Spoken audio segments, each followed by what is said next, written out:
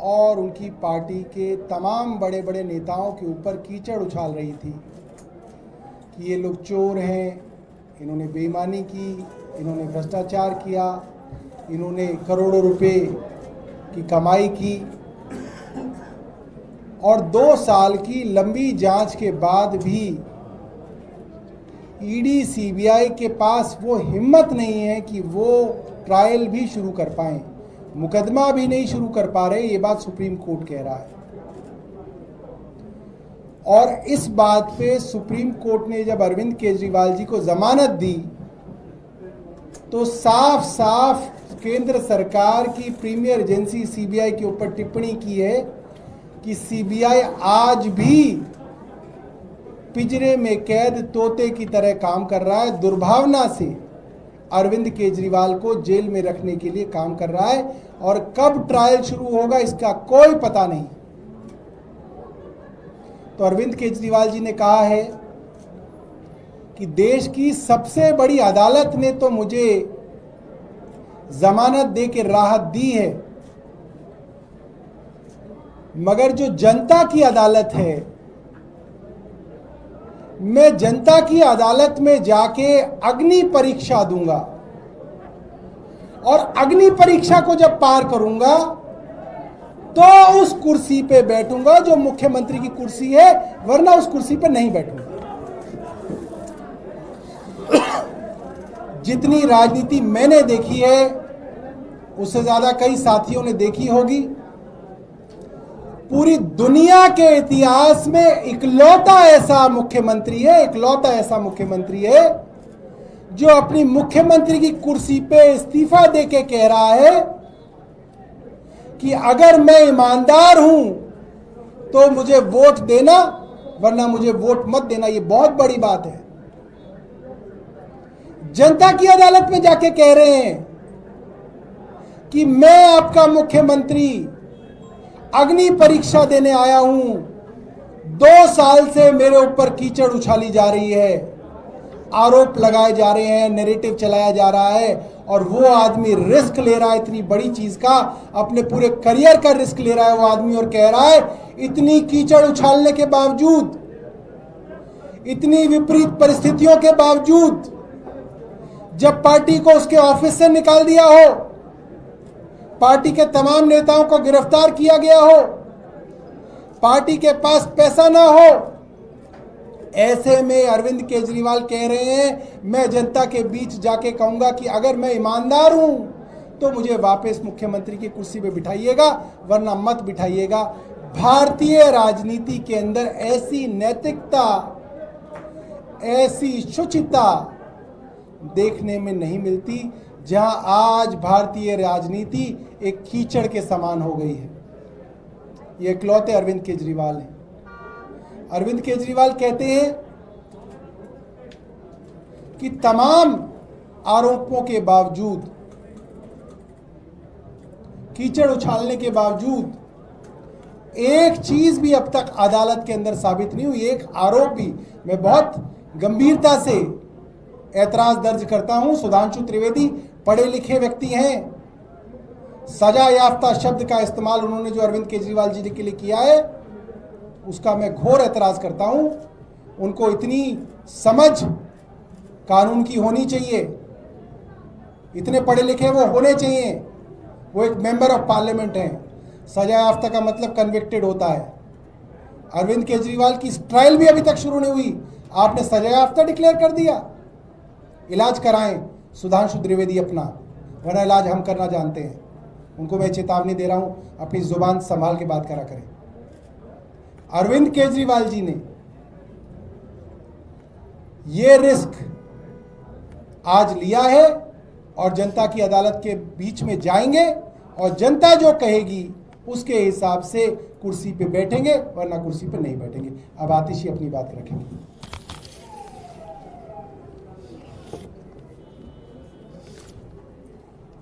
आज का दिन सिर्फ भारत के लोकतंत्र में नहीं, देश के लोकतंत्र में एक ऐतिहासिक दिन के तौर पर दर्ज होगा। भारत की राजनीति में, इस देश की राजनीति में पूरी दुनिया भर की राजनीति में पॉलिटिकल पार्टी के नेताओं को शक की निगाह से देखा जाता है कि इन्होंने कोई ना कोई भ्रष्टाचार तो जरूर किया होगा। भारत के इतिहास में कोई एक नेता ऐसा नहीं रहा होगा, देश के इतिहास में कोई ऐसा नेता नहीं रहा होगा, दुनिया के इतिहास में कोई ऐसा नेता नहीं रहा होगा जिसने इतनी हिम्मत दिखाई हो और जनता के बीच में जाके कहा हो कि अगर आपको लगता है मैं ईमानदार हूं तो मुझे वोट देना, अगर आपको लगता है मैं ईमानदार नहीं हूं तो मुझे वोट मत देना। अरविंद केजरीवाल जी की इस घोषणा को समझने के लिए अरविंद केजरीवाल द पर्सन, अरविंद केजरीवाल जो व्यक्ति हैं उनको समझना पड़ेगा। अरविंद केजरीवाल जी वो व्यक्ति हैं जिन्होंने IRS की नौकरी, इनकम टैक्स कमिश्नर की नौकरी, जिसको पाने के लिए लोग कुछ भी कर देते हैं, जिसको पाने के बाद 10 पुश्तों लायक पैसा कमा लेते हैं लोग, उस नौकरी को लात मारकर दिल्ली की झुग्गियों में काम किया। ये आदमी है अरविंद केजरीवाल जी। अरविंद केजरीवाल जी वो आदमी है जिन्होंने जीरो से एक पॉलिटिकल पार्टी को खड़ा किया, भ्रष्टाचार के विरोध में खड़ा किया, और जब एक नई नवेली पार्टी चुनाव जीती और वो दिल्ली के मुख्यमंत्री बने, उन्होंने मुख्यमंत्री पद से सिर्फ इसलिए इस्तीफा दे दिया क्योंकि वो भ्रष्टाचार के खिलाफ कानून नहीं ला पाए जो वादा करके आए थे वो दिल्ली के लोगों का। अगर अरविंद केजरीवाल जी एक चीज है जो बर्दाश्त नहीं कर सकते हैं, वो है भ्रष्टाचार, वो है बेईमानी, वो है जनता के पैसे को अपनी जेब में डालना। जब ऐसे व्यक्ति पर भ्रष्टाचार का आरोप लगता है तो सोचिए उस व्यक्ति पर क्या बीतती है, सोचिए उस व्यक्ति को नींद कैसे आती होगी ये सोचकर कि शायद दिल्ली के वो लोग जिनके लिए मैं दिन रात काम करता हूं, जिनके लिए मैं सुबह से लेकर रात काम करता हूं, स्कूल ठीक करता हूं, अस्पताल ठीक करता हूं, जिनको मैं मुनाफे का बजट देता हूं, जिनको मैं तीर्थ यात्रा करवाता हूं, शायद कोई ऐसे लोग हों जो सोच रहे हो कि अरविंद केजरीवाल बदल गया है, जो सोच रहे हो कि शायद अरविंद केजरीवाल ने भ्रष्टाचार कर लिया। और आज अरविंद केजरीवाल जी के इस्तीफे का फैसला उस दर्द से आया है कि कहीं कोई ऐसा दिल्ली वाला ना हो जो सोच रहा हो कि मैं भ्रष्टाचारी हूं, जो सोच रहा हो कि मैंने जनता का पैसा खाया है। अरविंद केजरीवाल को पिछले 2 साल से भारतीय जनता पार्टी की केंद्र सरकार प्रताड़ित कर रही है। एक के बाद एक केस, एक के बाद एक झूठे आरोप, कभी एक नेता को गिरफ्तार करते हैं, कभी दूसरे नेता को गिरफ्तार करते हैं, कभी एक झूठा आरोप लगा के बदनाम करते हैं, कभी दूसरा झूठा आरोप लगा के बदनाम करते हैं। पिछले 2 साल में हजारों रेड हो गई, पिछले 2 साल में सैकड़ों CBI और ED के अफसर लग गए, लेकिन पिछले 2 साल में वो आम आदमी पार्टी के किसी भी नेता से भ्रष्टाचार का 1 रुपया भी बरामद नहीं कर पाए। ये है आम आदमी पार्टी की ईमानदारी, ये है अरविंद केजरीवाल जी की ईमानदारी। अब उस ईमानदारी पे ठप्पा सुप्रीम कोर्ट ने भी लगा दिया।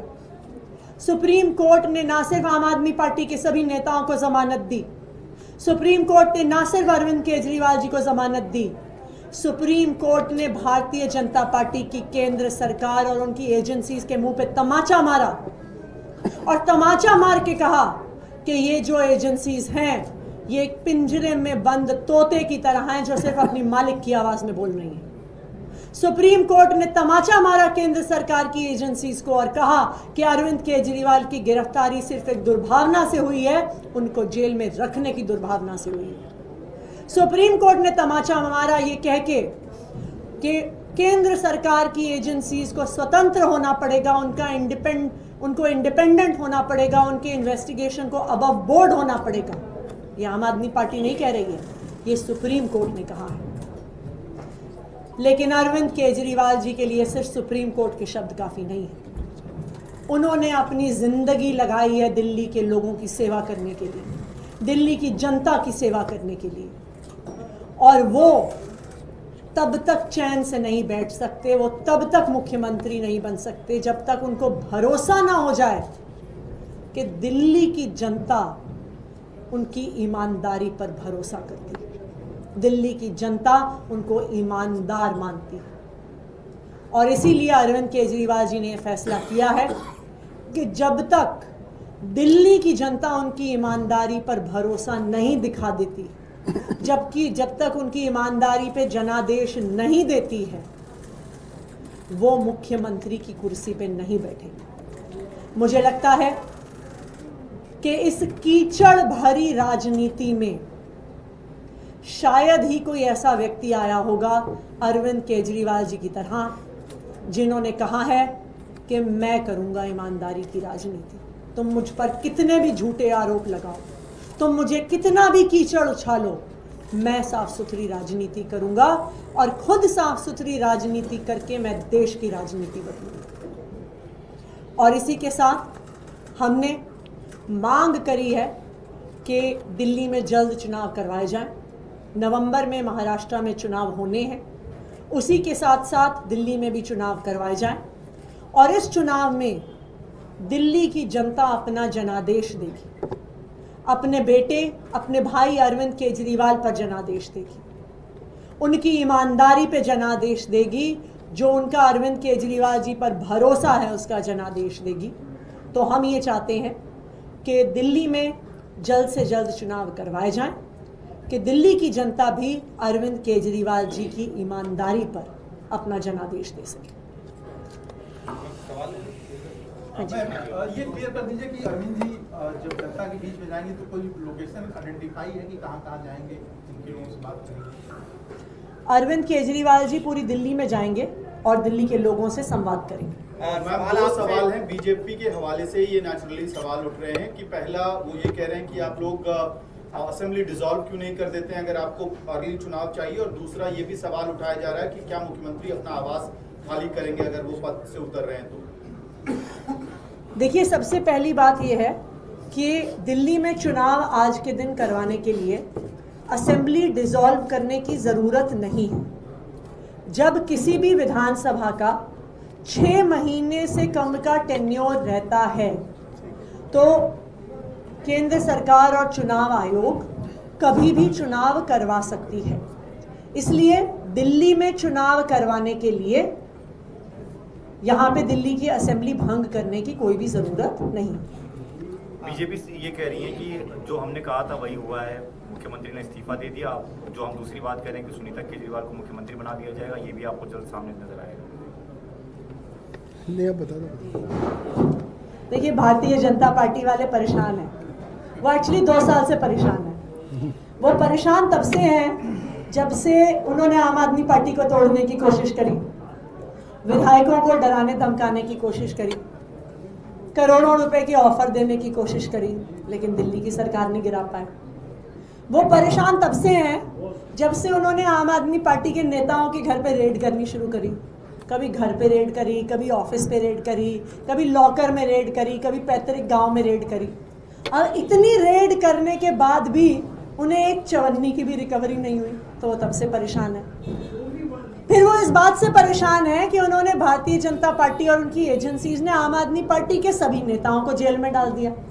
अब बाकी पार्टियों में तो जेल का नाम लेते ही लोग कूद कूद के उनकी पार्टी में चले जाते हैं, और आम आदमी पार्टी के ऐसे नेता हैं जो 2 साल तक जेल में रहे, लेकिन अरविंद केजरीवाल और आम आदमी पार्टी का साथ नहीं छोड़ा। ये इकलौती ऐसी पार्टी है जो टूटी नहीं, जो दबी नहीं, जो चुप नहीं हुई। तो भारतीय जनता पार्टी तो इस बात से परेशान है कि देश में अब एक इकलौती ऐसी पार्टी है, आम आदमी पार्टी, जो भारतीय जनता पार्टी की आंख में आंख मिलाकर उनकी तानाशाही के खिलाफ संघर्ष कर सकती है। इसलिए भारतीय जनता पार्टी परेशान है, कुछ ना कुछ तो करेंगे ही। मैम, बीजेपी ने ये भी कहा है कि 2 दिन क्यों चाहिए? उसका तो सिंपल सा रीजन है, आज संडे है और कल छुट्टी है ईद की, तो नेक्स्ट वर्किंग डे ट्यूसडे है। इसलिए 2 दिन का समय चाहिए। जनता, क्योंकि आप लोग सारे काम जनता से पूछ के करते हैं, जनता ही जानना चाह रही है आपकी मुख्यमंत्री दिल्ली का कौन होगा, क्योंकि आपने कहा था आपके बेटे अरविंद केजरीवाल आएंगे, वो काम कराएंगे, लेकिन अब अरविंद केजरीवाल इस्तीफा दे दिया है, तो दिल्ली का काम कौन कराएगा? फिर आप दोनों में से कोई एक कराएगा क्या? देखिए, अभी दिल्ली की सरकार कितने दिन चलेगी ये तो इस बात पर डिपेंड करेगा कि चुनाव की घोषणा कब होती है, चुनाव किस तारीख को होंगे, ये तो चुनाव आयोग बताएगा। लेकिन दिल्ली की सरकार 1 दिन चले, 1 हफ्ते चले, 1 महीने चले चुनाव तक, आम आदमी पार्टी की सरकार दिल्ली की जनता के लिए काम करती रहेगी। आम आदमी पार्टी की सरकार दिल्ली के लोगों को 24 घंटे बिजली देती रहेगी। आम आदमी पार्टी की सरकार दिल्ली के बच्चों को अच्छी शिक्षा देती रहेगी।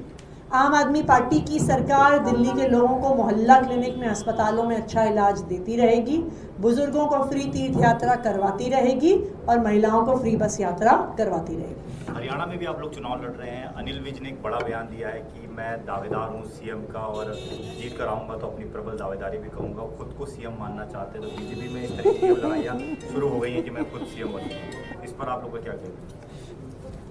देखिए, इस पर हमें कुछ कहने की ज़रूरत नहीं है, हरियाणा की जनता ही इस पर जवाब देगी।